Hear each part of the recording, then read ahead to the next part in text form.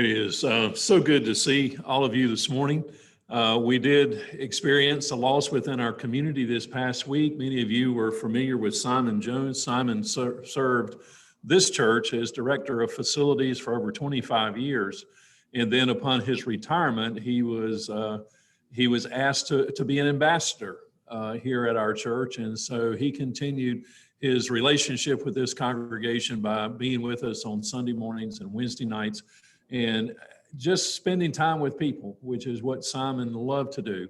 Simon was an extraordinary individual, served 3 tours in Vietnam, had one instance, and he talked about fairly regularly, where his platoon went out and he was the only survivor who came back in a very difficult situation. And he always felt like that was kind of God's tap upon his shoulder to be a faithful follower in a way that maybe would take him to the next level of involvement. And so it did. And with that, he continued to serve this church with distinction in his time with us. But his military career, as you can see, there's medal upon his chest, stripe upon stripe upon his sleeve. He was a command master sergeant in the U.S. Army, paratrooper, as well as served in the White House for 5 presidents, where he was a part of the color guard there. He also worked at the Tomb of the Unknown Soldier and headed up that group. So a man of great distinction, but we knew him here. Children in this church knew him as Cookie Monster. He probably related to that congregation, part of our congregation, more so than any other person on our staff, even maybe some of those persons in the children's ministries. But for over 25 years, he did reach out in his own special way. It was suggested the funeral for Simon is going to be on Friday at 3 o'clock in Alabama. We're still trying to get more information about what that means. Some of us are considering going if it will be appropriate to do so. But anyway, we thought it was suggested by one of our group that we today might show some honor to Simon by having a moment of silence in his honor, in memory, and then also that we might make a contribution in his name as individuals to Wellroot, which is the children's home, former children's home by name here in the North Georgia Conference. So at this time, I would like to ask you to stand, if you would, for a moment of silence, followed by prayer, and then we'll have a chance to make a donation if you would like in a special way. So let us give God thanks this day for this servant who served this church and who served God's kingdom in some very special ways, and who also especially served our nation in a way that many of us could only imagine. He told lots of stories about that. So let us now pray for a moment of time.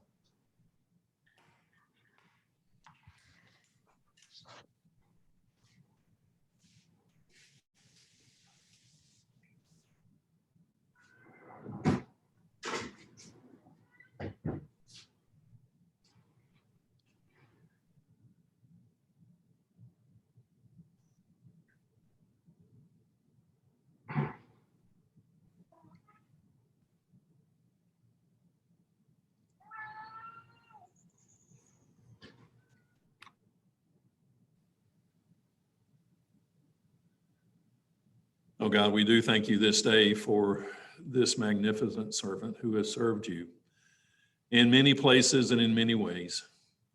We thank you for your love of him and his love of you, and for the example in which he showed many of us how to live a faithful life. Things were not always easy. Things were sometimes difficult for Simon, but yet he continued to have a smile upon his face. He continued to have a smile upon his heart. He continued to have a smile upon his soul as he shared his faith with others. We thank you so much for his contribution here, the number of lives that he has touched in your name. We thank you so much that we have been enriched by our experience and our relationship with him, that we have learned about you through him, and that we have learned what it means to be a selfless giver. Oh God, we ask that you continue to walk with his family at this time, as they experience the grief of loss, but yet the celebration of his life. He has touched so many people throughout his time. So, oh God, we ask that you help us to remember the legacy that he has left us, to be faithful followers of yours, both this day and forevermore. Amen. You may be seated. All right, I'm going to hand it over to Mr. Culver.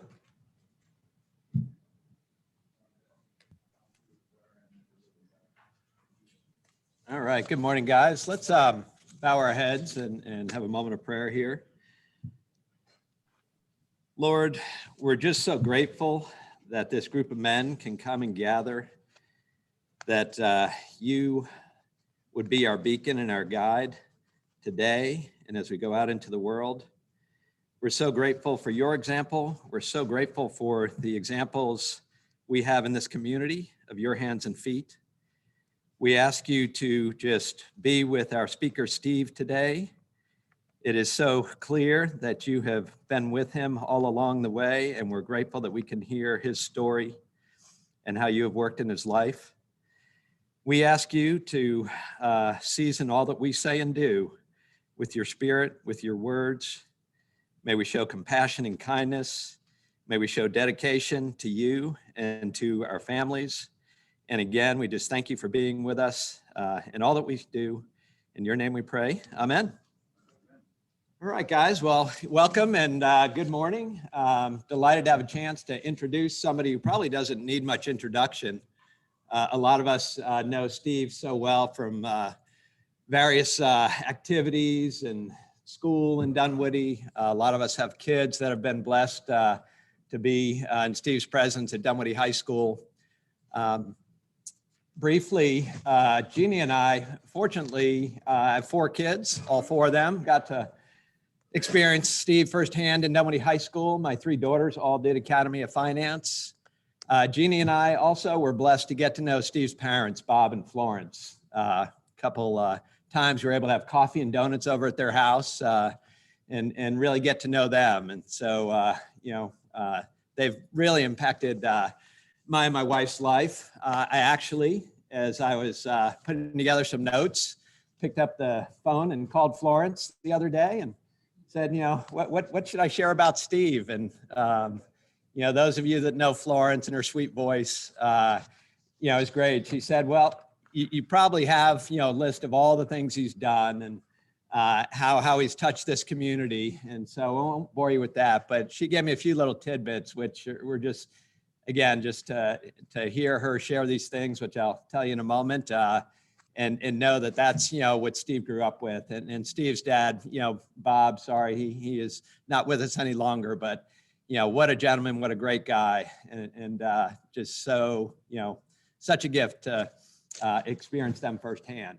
But for those of you that don't know Steve, which I'd be surprised, he's Dunwoody through and through, born and raised here. Went to a variety of elementary schools as they grew and Dunwoody grew here in town. Graduated from Dunwoody High School in 1984. Went on to Georgia Tech, graduated with a business degree in 1988. And then this will all kind of show you, I think Steve's going to probably go into this in a little more detail, shape the Steve that we know. He's so impactful at the high school and what he teaches to our kids. Steve worked for 3 years for the Georgia Federal Bank, excuse me, in the investment area. He worked at UPS as an investment analyst for 2 years. He worked for the Ronald Blue and Company as an investment advisor for 3 years. And Ronald Blue is a Christian influenced financial group. He's been teaching at Dunwoody High School for 22 years. Steve met and married his high school sweetheart. Not in the traditional sense, you young guys, of looking at that girl sitting at the table next to you, but when Steve came to teach at Dunwoody High School, his wife-to-be Ann was also a teacher there. So, a great high school romance, that one more way that God led him to a place to meet his great wife. They have 2 children, Lucy, who just graduated from Dunwoody High School and is headed on to Ole Miss. So he has raised a rebel. And he's got a son, Joe, who's a rising 10th grader at Dunwoody High School. So Steve, welcome. We're delighted to have you in our presence today. And I know we all look forward to your message. So guys, let's give him a round of applause.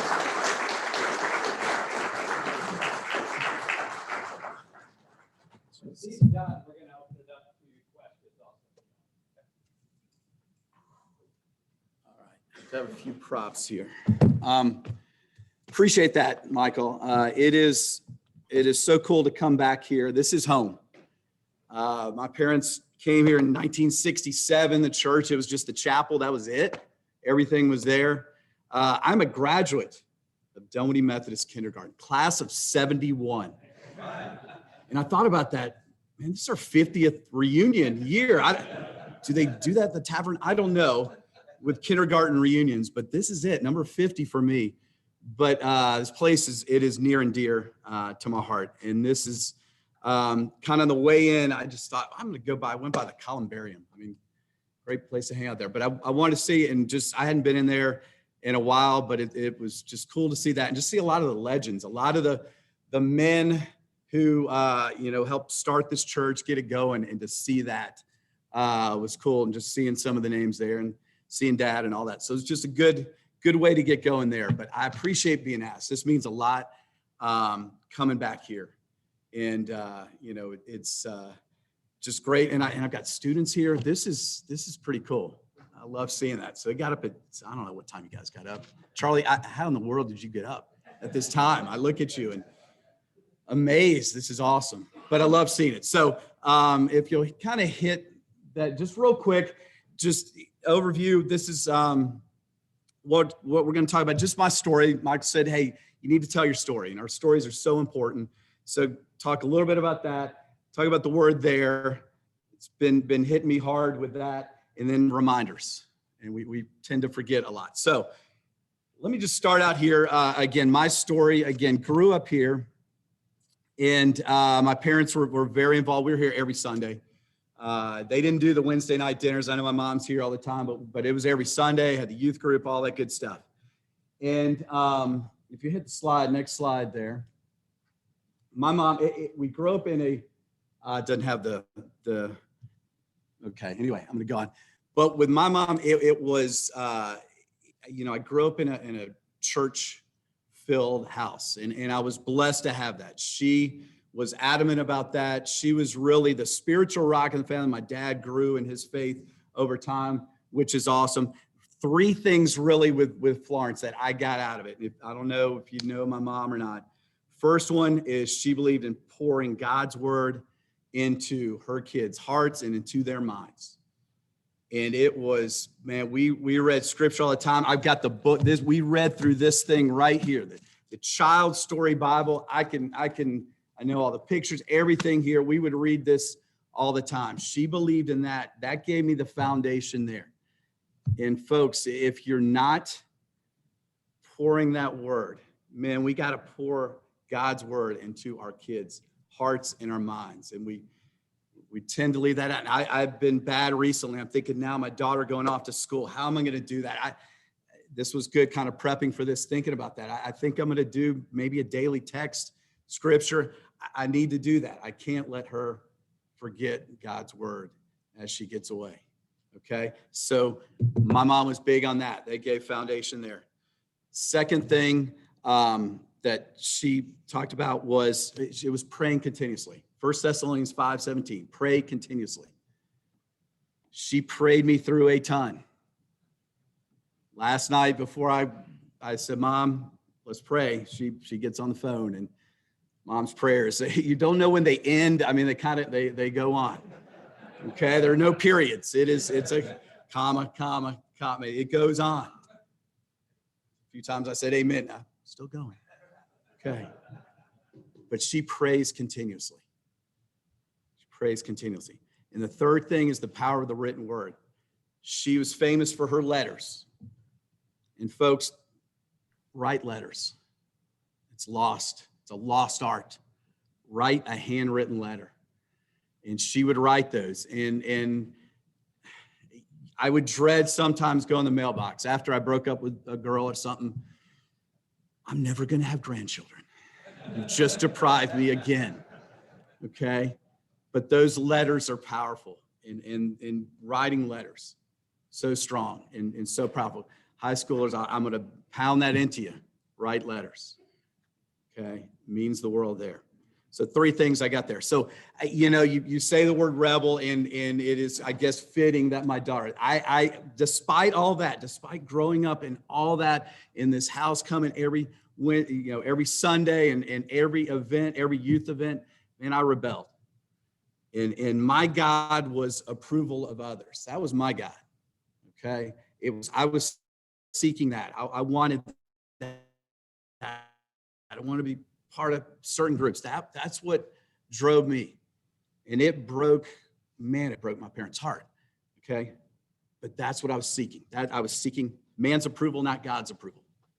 And so I rebelled those years. It was rough, and alcohol centered through most of that. That drove a lot of it. And there was a lot of heartache, a lot of tears. Okay. Man, you don't make Florence Fortenberry cry. You are that is brutal. That is brutal in relationships and things like that. But that's what I was seeking. I was rebelling. My 2 older brothers, they were perfect. Okay. They didn't put my parents through that. So, Bob and Flo were like, what has happened? Who is this? Who's a child? So anyway, did that. And I went to Georgia Tech and, kind of just the same lifestyle going on there. And that's what drove things. My God, it was my stomach, as it says in scripture. It was the approval of others. And I remember I had the foundation, and again, by pouring into your kids and building that foundation, I knew someday I'm going to go back to the church, but I need this time now. I need to rebel. So I remember going, I was downtown, it was one summer, it's July of '87, I believe, and went to First Baptist Church, and there's Charles Stanley. Okay. And I don't know if y'all know Charles Stanley. We know Andy Stanley, and Andy Stanley's more seeker sensitive with his approach. Well, Charles gets after it. And I sat in the balcony that night, and he got after it. And he was speaking right to me, and it freaked me out. I knew he was speaking to me. Okay. God has a call in your life. Okay. But I wasn't ready. I was holding on tightly to everything I had there. I did not want that. And I pulled a Jonah. He was calling me. This is my junior year. So that means if I did this now, I'm gonna have to give up, final year of college and doing all I was doing. And it's like, and Jonah, what Jonah did, God said, hey, go to Nineveh. Okay. He went 180 degrees. Tarshish, I believe, if I pronounce that right. You went the other way. That's what I did. Hey, Steve, go to New York. I went to Miami. I went the opposite direction. Okay. I wasn't ready. I was holding on so tightly to those things that I thought were important, that I thought that man thought was important. And I missed out. I missed out on that. And boy, that last year, there's not a worse place to be than to be when you know where you're supposed to be and you're not there, and you choose that other thing. My senior year, it was brutal. It was exhausting. There were times I could cover it up and it was okay, but man, that was a long year. It was exhausting, and I was tired. I was running, and boy, that is not a fun place to be. That's not what he's called us to, and that's very important there. So anyway, graduated college, had thought about going into teaching at that time, and parents, said, look, you went to college to, go into business. You need to seek that first. And I was always very obedient. When I would say I was rebellious, man, when they caught me, boy, I was okay. I was like my dog kind of lays down. Okay, all right, you're right. And, when they said this, I was like, okay, that sounds good. Teaching, but teaching, a seed was planted there. I knew that I knew, who knows, I may end up there. But business-wise, went and did a few things, and it was okay. But about a year into it, I was invited to go down at Northside Methodist Church, okay? And they had big singles group. This is kind of before all, Passion and North Point, where the huge thousands of singles get together. But they had a fairly big singles group. And so I went on a beach trip, went down to probably Panama City, and a guy named John Riley. I don't know if you're from Atlanta in the 80s. He was kind of well known there, but he spoke. And boy, that was the first time I really heard the gospel message, or the first time that I heard it. It was preached to me, I know before, but the first time. And I was so exhausted and so tired. That message, boy, that hit. That was it.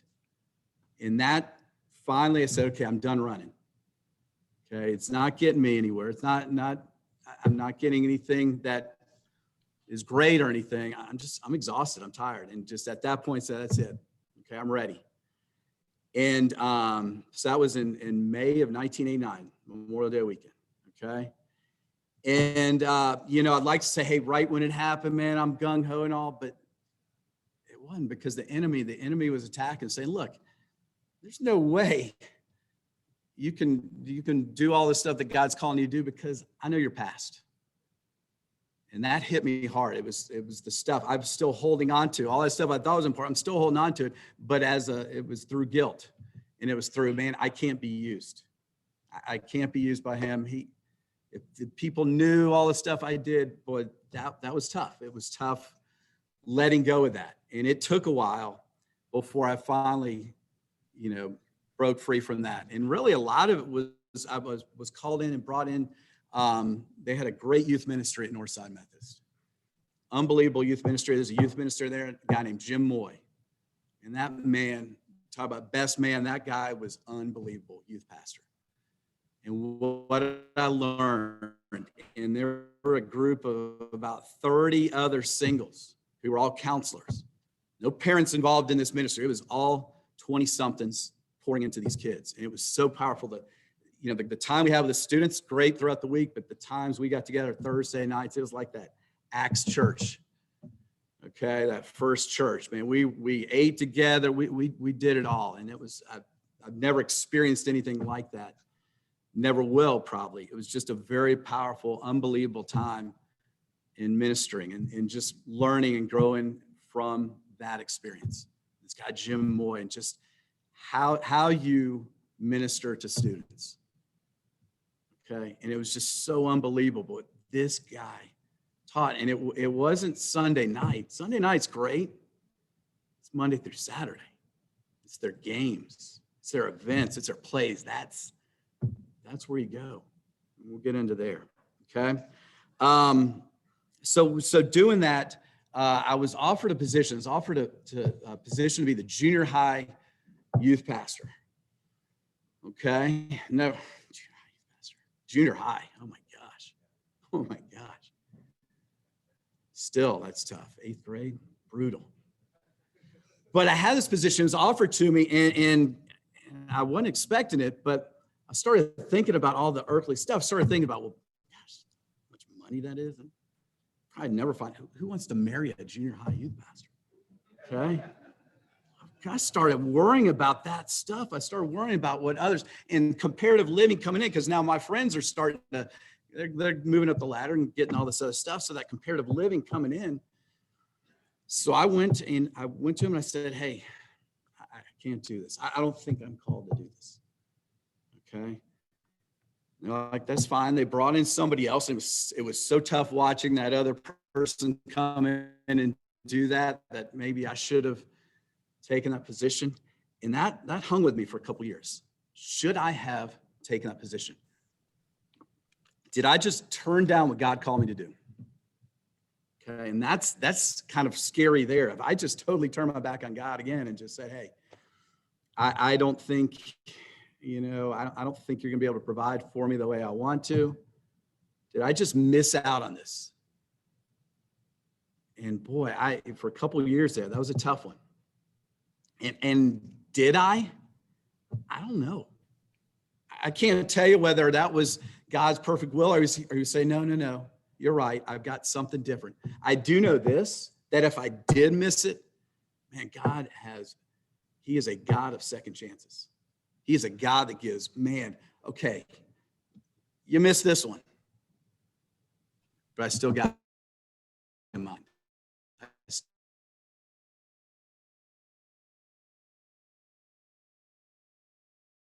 Opened up I decided I finally, I was still struggling with the decision. And I remember sitting in our living room and mom and dad in there, and mom goes, if you could do anything, because the jobs I was doing, it was fine. But it wasn't, I don't think that was it. She goes, well, if you could do anything, what would you do? And I said, well, I'd teach. And she just simply said, well, go teach. It's like, okay. It's kind of freeing, and I've been blessed to have them. They've been great in providing and kind of pushing through. So, I'm about to make an admission right here. It's hard to say, but part of that journey to teach is I went to the evil empire. I went to Athens, Georgia to get a master's degree. Oh, it hurts. It hurts just to say this. My master's diploma, it's still in my garage, still folded up in a tube. Never opened it once. Never will. Kills me. Tech did beat Georgia the year I was there. So, and Athens, which was great. But it was part of the journey. God laughing at me the whole time. Okay? But again, it was unbelievable, this opportunity that he's given me. And again, met my wife there. She was a teacher. Okay. 2 kids. They both went there. I mean, it's kind of scary how much that place kind of not defines, but at least has been a part of my life. And this year, that's why this year was such a struggle. This was the year I dreamed of. I got my 2 kids together and not in the building for probably 3/4 of it. So but it's unbelievable. The friendships, just looking out here and seeing what this place has provided for me, the friendships and the people he's brought in my life and all that, the students, all that. So I can't ask for more. What's so cool about your story, it is your story. That's what's so awesome about Jesus. It is your story. It is personal. It is totally you. I remember one time another counselor, when we were working with youth groups, said, gosh, my story's so boring. I accepted Christ like in 7th grade, and just I don't have those exciting things. Like that's idiotic. That's the story the students need to be hearing. Are the people who didn't, who when they were called, they went, and they went immediately. So never be ashamed of your story. I mean, that's I don't know, God be offended by, I don't know. It's our story. Man, you need to be able to tell that story. We all have that story. You need to be able to tell it. You need to be able to share it. Share it with the kids. Share it with those around you. It is your story. And that's what's so cool about this. Our faith, it is personal. It's not just one size fits all there. So what I want to get into, and you see there with there, that word is stuck with me. There was a senior celebration, gosh, it's been 2 or 3 weeks ago now that we did. I spoke at, and the theme was everything with me pretty much comes back to sports, has to come back. College football. I finally maybe get to root for a better team now. I don't know, Tech's coming back. But anyway, I kind of gave the theme, SEC's theme, it just means more. That this past year, what I've learned more, as much as anything, is it just means more. Okay, the little things just mean more. The relationships, the times we get together, the having a coffee with a friend, going to a Braves game, whatever, it just means more. Okay, I can't wait for that first college football game this September, man. It is going to mean more. When I was in Oxford last weekend, they were saying the same thing. I can't wait. But really what you get out of, what I get out of SEC football is, man, those folks know how important it is to be there. How important it is to be there. Again, I say they have 93,000 people going to spring football games. They get it. Okay. Yeah. TV's great. And you got maybe a nice setup, but man, it just means more to be there. To be there. And in this past year, presence is so powerful. I can't do another Zoom classroom. Students, I can't do anymore. We're done with it. The presence, to be there. to be there, to be sitting in this room, to see, man, it's awesome. Let us not take that for granted. So there, well, first of all, we have a God who is there. Unfortunately, most of my life, I don't live like he's here right now. He's there. I miss that. He's always there. It's kind of like, well, he's there Sunday. Maybe Wednesday night I go to the dinner and that's, we kind of leave God out of it. We don't realize we got the Holy Spirit right here. He is there. He is always there. And so much of my life, I forget that. I forget that he is right here. We have that access. So a couple of stories I want to bring up. If you go to the next slide there. First one goes this guy, Jacob. And Jacob, you hear about him, his dad, Isaac, had just blessed him, and he sent him out to go find his wife. And he went on this journey, and man, he's going through the desert. He's by himself. I mean, kind of feels like my dating life here. You had those times of desert time that you're just alone, man, going on forever. And here he is, and God comes to him in a dream, and he's just sleeping on the ground. He's got a rock for a pillow there, and just sleeping there. And all of a sudden, God comes to him in a dream, and I believe he comes in dreams for sure here. So Genesis 28 talks about this. And says, there above stood the Lord, and he said, I am the Lord, the God of your father Abraham, the God of Isaac, and I will give you and your descendants the land in which you're lying, where he was sleeping right there. Go to the next slide there. He says, I'm with you and will watch over you wherever you go. And I will bring you back to this land. I will not leave you until I've done what I promised for you. Okay. Now, Jacob was known as a schemer. Jacob was probably didn't have a real strong relationship with God, okay? His father probably more so. If you'll go to the next slide there. It said, Jacob woke up and thought, surely the Lord is in this place. Now, he's thinking, desert, I'm all alone. God's not here. I am off on by myself doing this alone. He said, I'm not even aware of it. How much of my life have I gone through? I'm not even aware of it. That, man, God is right here. Man, if I had that knowledge, got that power, why am I not taking advantage of that? It says, how awesome is this place?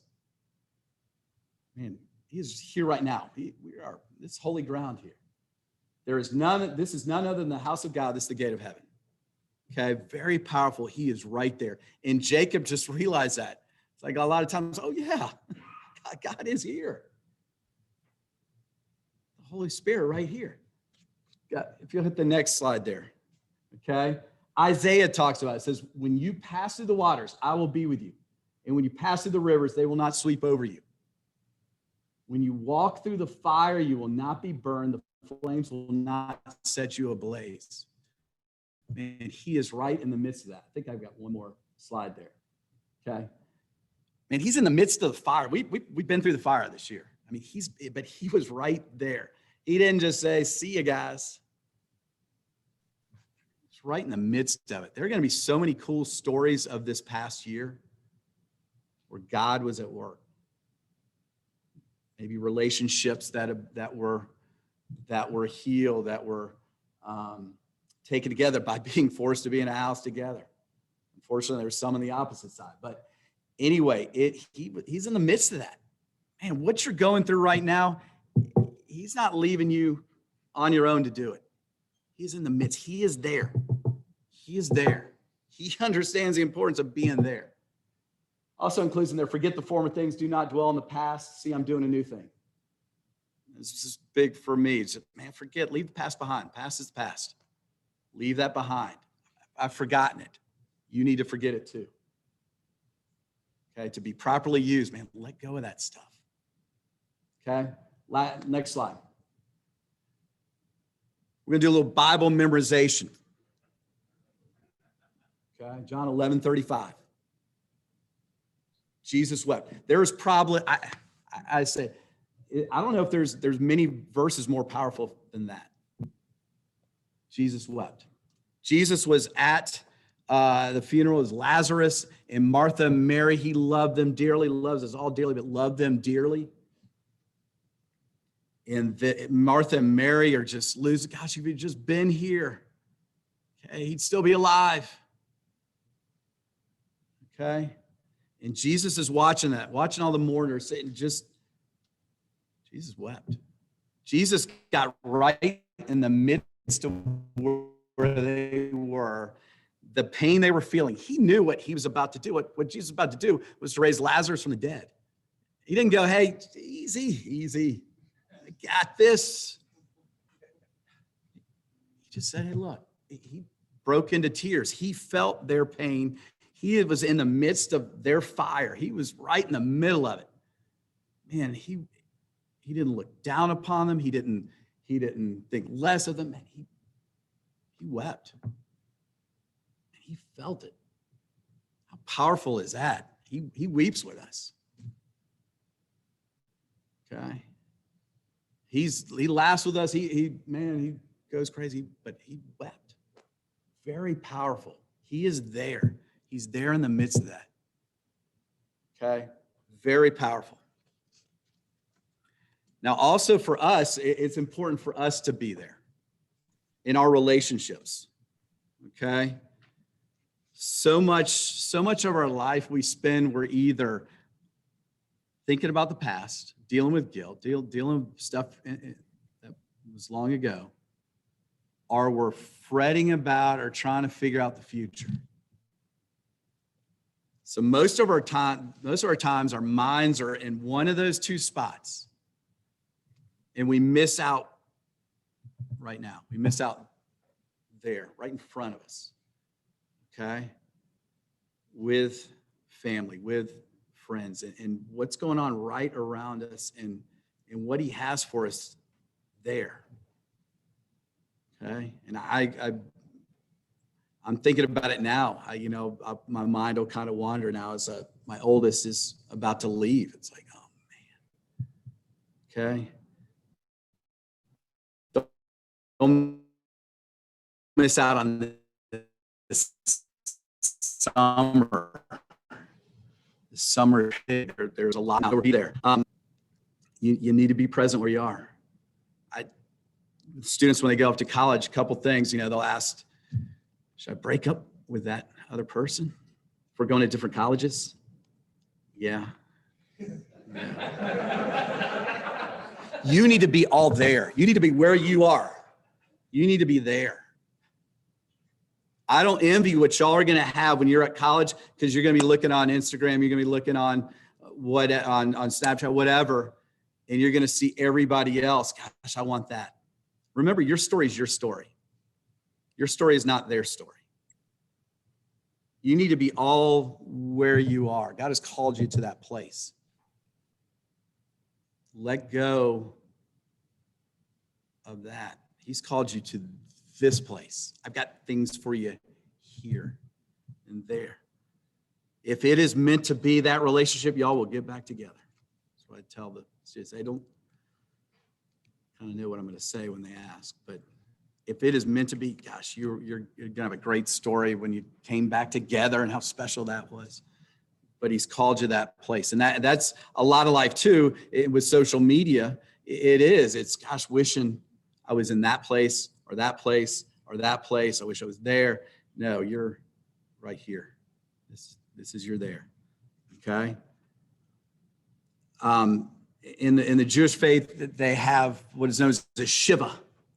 Okay, and a Shiva is that 7-day mourning period after the burial. Family comes home, and this is the immediate family comes home, and it's a mourning period. And during that time,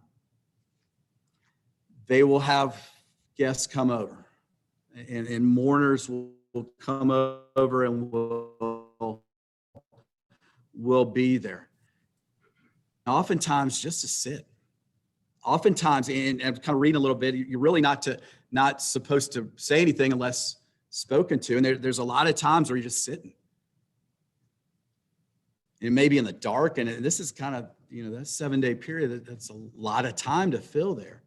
There's a lot of times where it's just total silence. Okay? The important thing is they're there. They're there.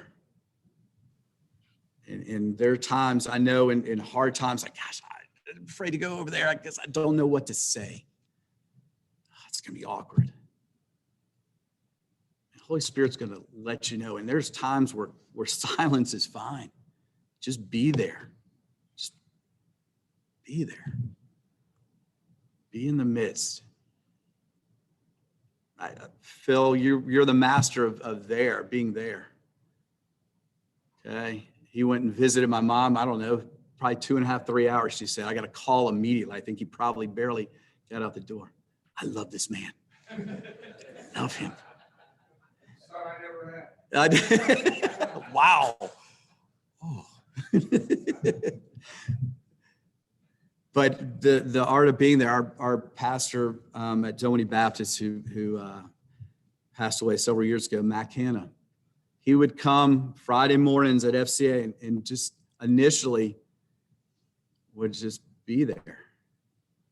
Wouldn't, hey, I'm a pastor, come in and kind of, hey, I'm going to be very spiritual right now. Just came and would just be there. And we used to meet in my room and we kind of set up chairs back in the day, a long time ago. This kid asked, who's that guy like moving chairs, setting up chairs? That was Mac, and Mac kind of earned that right. He's there. He was there. He would come and just do what was needed at that time, didn't force anything, and just was there. And over time, people got to know Mac. The students got to know Mac, and then they would be on the sidelines of the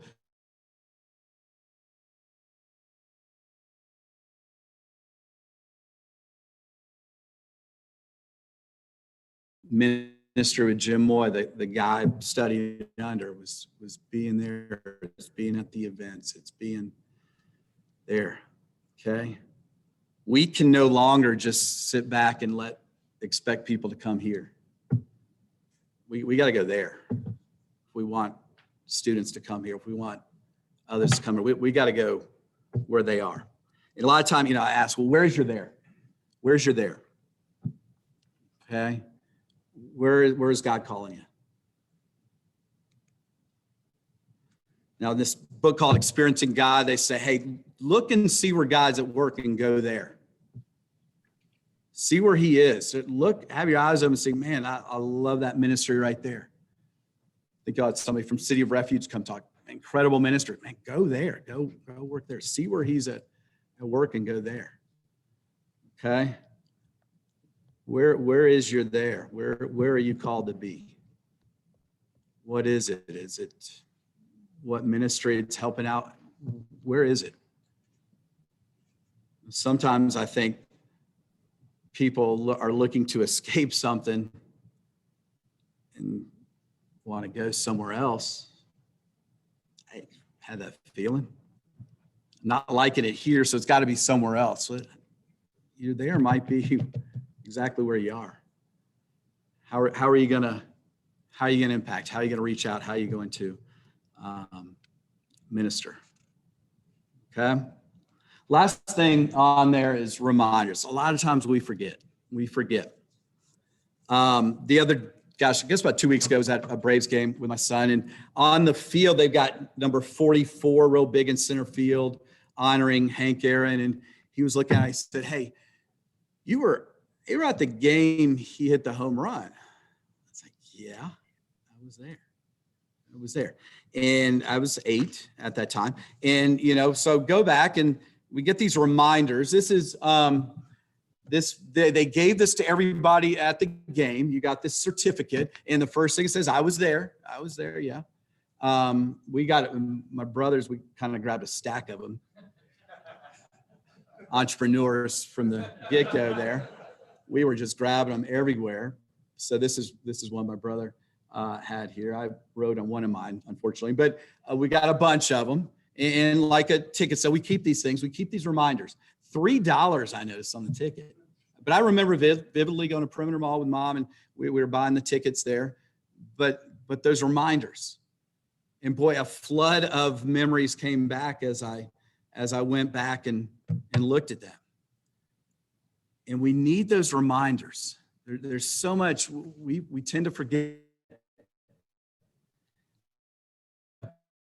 that in our faith, we get going, we get moved, and God comes in big time, and he is at work and does something powerful that only God can do. And then like a day later, we're like, okay, I got this now. I'm good. We forget, we go on. And God knows that, knows who we are. And so if you go, I think I may have added it. And I don't know if you may be pulling a wrong link here, but that story in, no. Okay, that's good. So in the story with Jacob, we talked about that, hey, Jacob says, hey, God is in this place. Man, I have seen God at work. He is with me. What he then did is he took that stone that he was laying on and he poured oil in there on it. And he set this thing up as a remembrance of that time where God showed.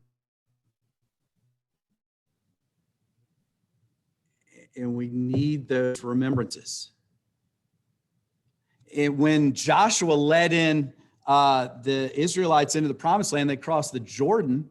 And when they crossed, the water stopped and they walked across the Jordan. And God told them, hey, send one member of each of the tribes in to grab a stone from that riverbed, because I want you to remember. Okay? I want you to remember. So they grab that stone. Okay? 12 stones. That remembrance of, man, that was God. That was God. Because he knows we tend to forget. We tend to, once we're out of the situation, yeah, thanks, got it, I'm good. Pray that fear that this is going to happen to Lucy when I drop her off. I'll be like just bawling. She'll turn and see ya. I got this. Don't forget. Okay? Don't forget. And what do we do Sundays? We do communion. Why do we do that? It's in remembrance of what he did for us. It's in remembrance of what he did for us. So make sure you remember. How do you remember those things? It may be a journal. It may be, I don't know, a keepsake. I'll carry around a lot of times a cross, just having it, just remembering, just daily kind of reaching in the pocket. Oh, yeah. What is it you're going to remember? We've been out of church for a year. We've gotten out of a lot of habits. Now, it may just be a habit, but in that year, a lot of people have replaced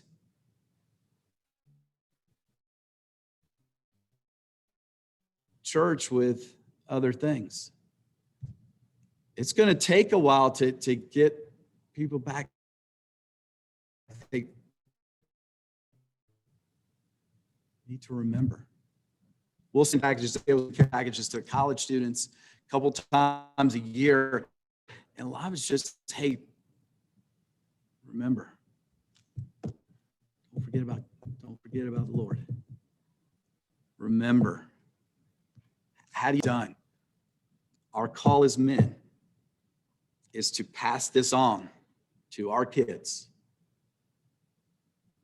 It doesn't take long. And at the end of Genesis, beginning of Exodus, Joseph, this unbelievable man of God, when he dies, said next generation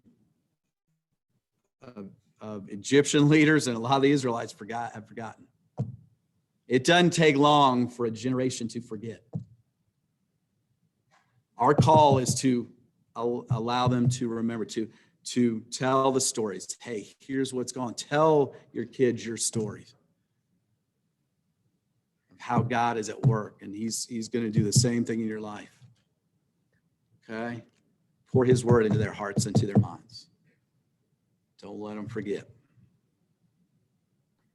It is an honor to get to speak to y'all, to come back. This is home. There's a lot prettier home than it was when I went here. That gym was, ooh.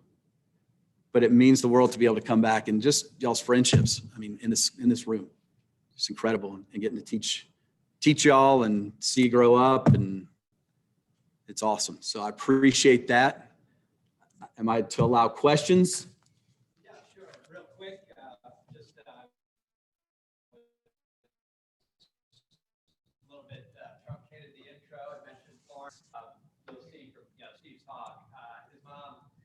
reminded me that similar living room conversation when Steve was kind of contemplating, was he in the right spot with banking and investments? And she did ask that question, if you could do anything, what would you do? And Florence told me that you said teach or preach. Okay. And she said she truly believes he's found a way to do both. So I think without a doubt we've witnessed that this morning. And she also said, and I think this is a great resonating part of your message, that waiting sometimes brings the best. So just wanted to share that from. Did she heed that advice after all the letters that she put me through? Yes, I know. Yes, yeah. Yeah, welcome your question. Yeah. Your parents may be two of the finest people I've ever known in my life. And, it's interesting about you being there.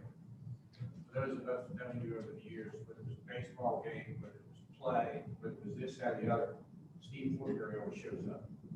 And I think that's a tremendous trait. And I think the talent that you have, you make every kid that knows you feel important. That's really, because you may be the only one that makes a particular kid feel important. We are so blessed, and unlike most public figures, I don't think I've ever heard anybody say a harsh word about you. Can say that about myself. Talk to my wife, Ann Fortenberry. She will be glad to tell you. Message that you bring to people, and to this whole community, you probably do more in this community with young people than anybody else I know. And we all owe you thanks for that. So thank you. Appreciate it. Thank you.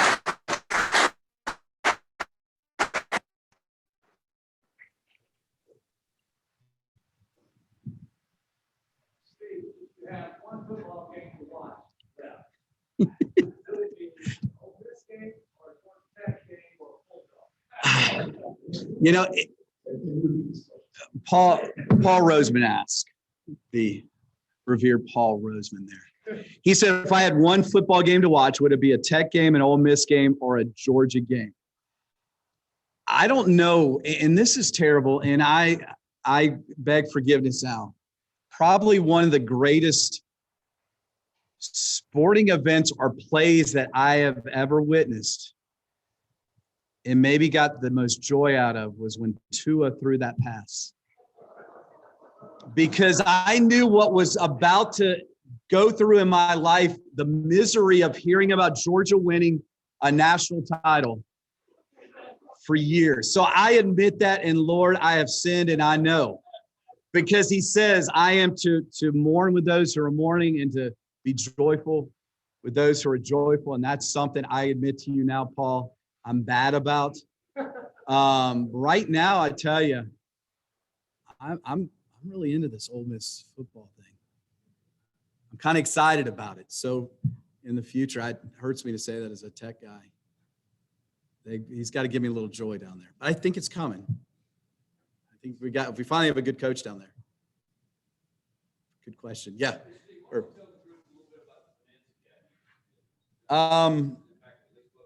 Yeah. Finance Academy. It's a. Irv was asking about the Finance Academy. It's a 2-year program, 11th to 12th grade, and it's really, I kind of call it a mini MBA, trying to expose them to as many different facets of business, whether it's entrepreneurship, investments, marketing, international business, all that. Just trying to expose them and trying to see, hey, is that a route that they want to go and pursue in college, or is it, hey, I know I don't want to do that, which is also important to know what you don't want to do. And so, trying to expose it, trying to bring in people. We go on a couple trips. This year was tough.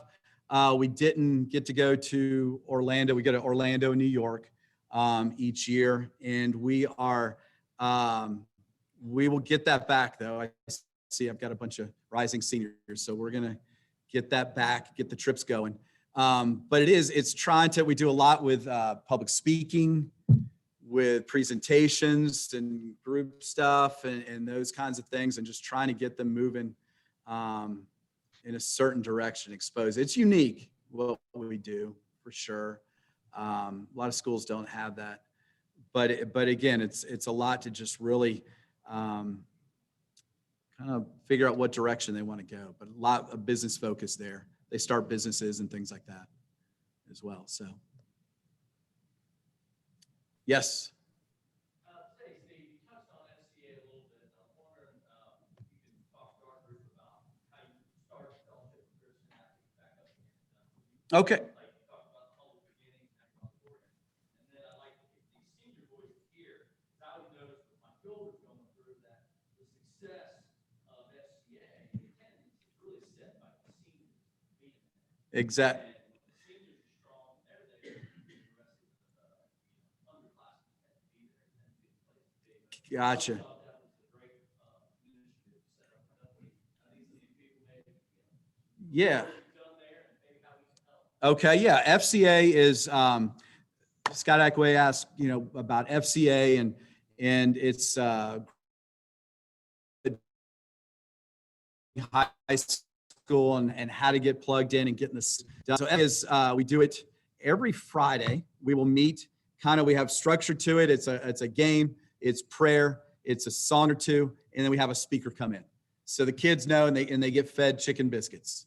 So, we do that, it's 7:30. That's early in the morning. I get it, but it's 7:30 to 8 every Friday morning. And started out in the room and it's about 20. It's kind of like with Matt Hanna there. And then it grew and grew. And a lot of it was parental involvement and saying, hey, we'll step up and we will provide biscuits and we'll serve that and get a breakfast. But it's, I think, powerful, for somebody to kind of use their, when you work out, you use your muscles there, learning what you do at church and then taking it into your school and being there and go into that and trying to bring others there. That's where it really becomes real, is when you take it and go to your place where you are most of the time, which is school.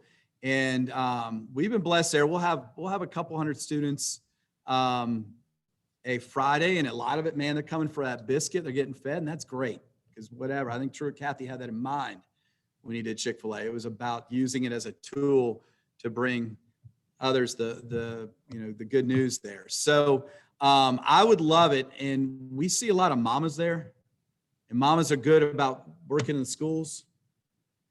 Dads, we need y'all in the building, and kids love seeing the dads there. So yeah, I challenge you, and you just let us know, because we'll put you to work and you serve. But it's important for them to see men in the building. Like, we need more men teachers. We also need more men in the building, visible, doing stuff. We got a guy back there, Mr. Kaminsky, who started Dunwoody Dads, and that has been powerful. Men coming together and serving breakfast and getting out there and building the picnic tables and all that kind of stuff. You ask how to get involved, man, let us know. But men, don't shy away. It's not just the mamas who need to be in the schools. It's the men too. They need to see y'all. So that's a big thing there. So that's it. But it's been a lot of fun to see God grow that. We're seniors, like I told y'all last, you set the school. You guys set the tone this year. It is wide open. We're about to have a new principal. Okay. All right. So I'm counting on y'all. You don't know what this means, y'all being here. This is awesome. Now y'all go out. This is it. This is going to be an awesome year. You guys are going to set the tone. Show up, you be there. And that's it, man. I'm ready for it. Last year seniors didn't get that. You don't take it for granted. It's y'all's. Anything else? Steve, we had a couple of speakers who talked about, they said the same thing, be there, being present, and either that be in schools, youth groups, things like that. So my question is, because I've got younger kids, how'd you find the balance of taking care of your own family and then being there for all these other kids and being part of their extended family? Yeah, that's an interesting one. My daughter's first year or two at Dunwoody, I don't think she was loving it. And we had some battles. And I think as she gained confidence and grew and matured and realized who she was, last two were great. But it is that's a big thing. And I remember Chris Hanks isn't here, is he? Is Chris here? Chris had that same thing. Chris Hanks, who goes here, he's a professor. And sometimes it would be tough when his son would see him talking to other guys and all. It's a little bit, it is a balance there. And I kind of tell my son a lot, hey, this is part of it. This is part of the job. My wife is awesome. My wife knows. You just make sure you're all your kids' events as well. If you're consistent, I think too, if you're there at all their stuff and you're always there at their stuff, I think they understand, they get it. If I'm going to high school stuff instead of my kids' stuff, then I think that would have been a lot harder. I think if you're consistent and they see that, I think they understand. We kind of talk to them about it, but just understand how important that is. I think that was a key thing too, is letting them know. There were times where I could tell there's a little bit of resistance, and kind of had to talk about it. So I don't know if that answered your question exactly, but I think a lot of it is just consistency, making sure you never miss your own kids' stuff.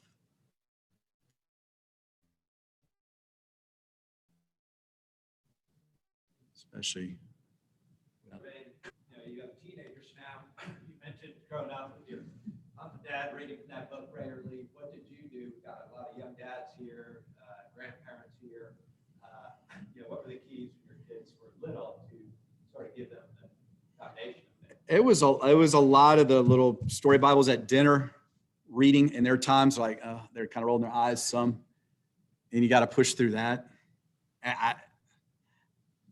Lately, and admittedly, it hasn't been as consistent. That's something like as I'm thinking about this, what's it going to be now? What's it look like now with my daughter? And I'm thinking probably daily text with the scripture. It's probably probably the approach I'm going to do with it for her. But it's more of it. It was even in their crib, just kind of reading, and just so it's most of them hearing it. But it is it's just kind of the consistency, the daily pickup. We for a while we did a proverb a day kind of thing, but those kinds of things. But I think now I'm going to use technology and just try to text it to her. Anything else? Anybody else? Steve, could you talk about anything good that's come out of the Zoom year you just mentioned? And things that you want to be able to carry forward out of this year? Out of a what year? This last year with Zoom. Zoom. Okay. Yeah, the Zoom year. What came out of it? What good? It is.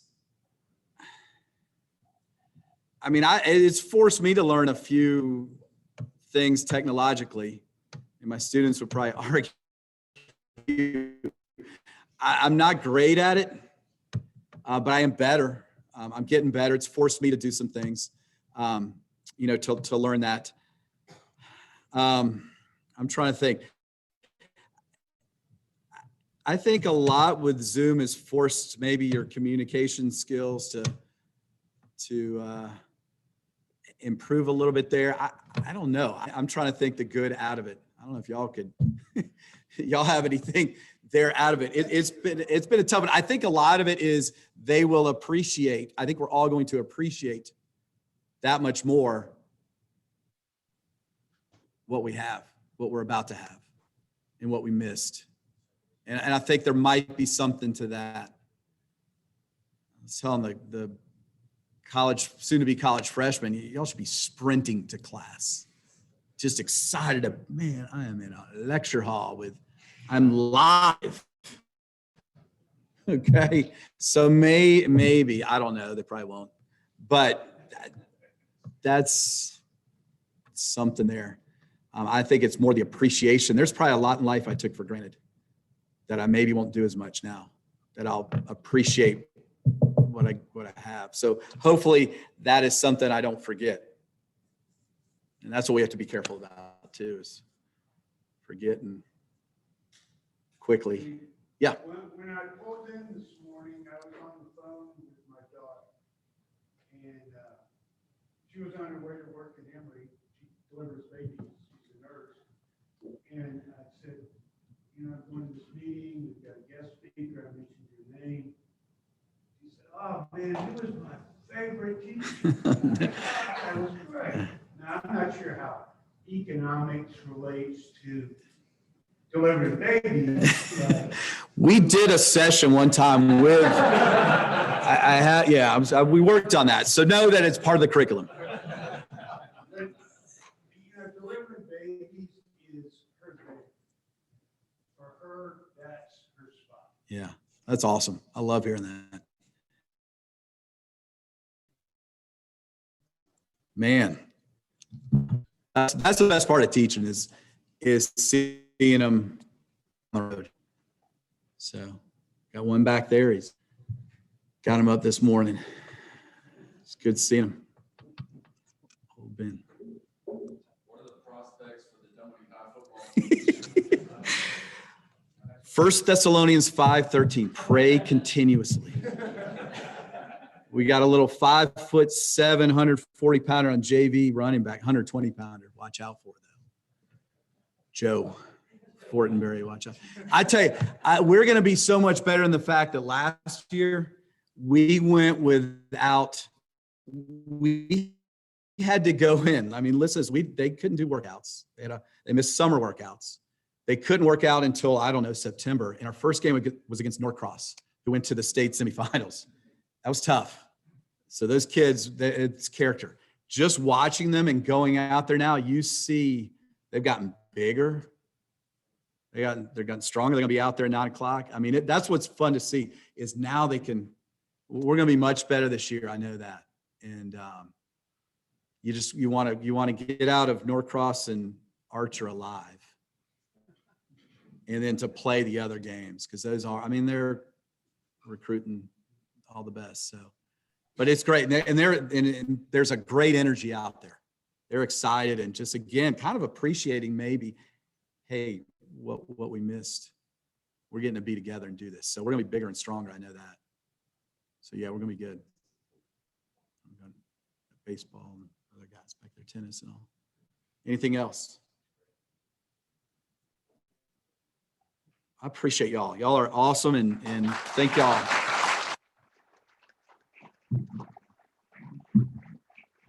Man.